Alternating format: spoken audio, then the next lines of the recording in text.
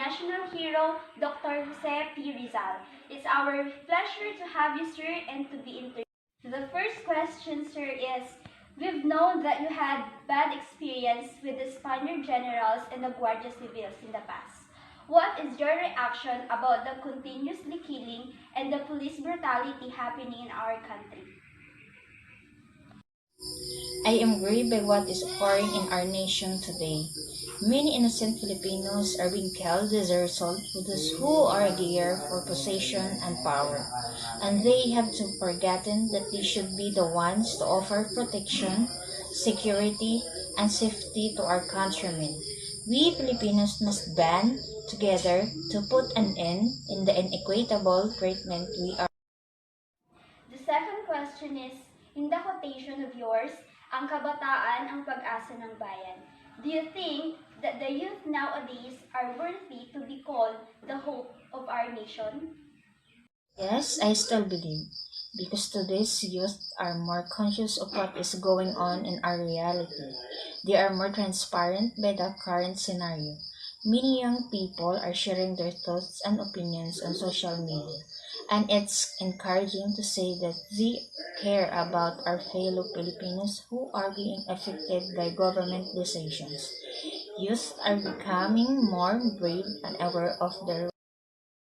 Our third question is, as the Philippines nation here, Dr. Jose Rizal, do you think still worthy to fight the Filipinos even we are facing many issues? Yes, we Filipinos must constantly struggle for our rights in our homeland. This is our problem, and we should be the ones to solve it. It is always worthwhile because our nations are worth fighting for. We've already dealt with some of the worst problems, so why can't we deal with them now? We have the ability to face and overcome it. Just keep fighting and give our fellow man the courage to face every problem that comes to our nation. Our fourth question is, we all know that you've graduated with medicine degree. Do you think the government are giving the benefits need and care of our frontliners? Based on the current situation and observations, the government does not appear to care about the frontline workers. They may support them, but only to a limited extent, because frontliners are the ones who are keeping the virus from spreading. That they are also the ones who have a low salary. They are not considered heroes, since they risk their own safety and lives in order to heal and save others. As a result, many nurses and other frontline workers are fleeing to other countries to meet their demands. While the Philippines government ignores our dedicated nurses, doctors, and other frontline workers. Question number 5 is, your nationalism awake when your mother got arrested. Do you think the Filipinos are getting the justice they deserve?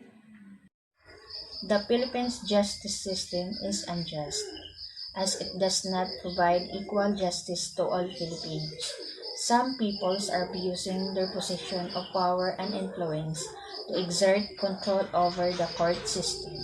Even before that, it's already happening, and I'm not shocked that the legal system hasn't improved much.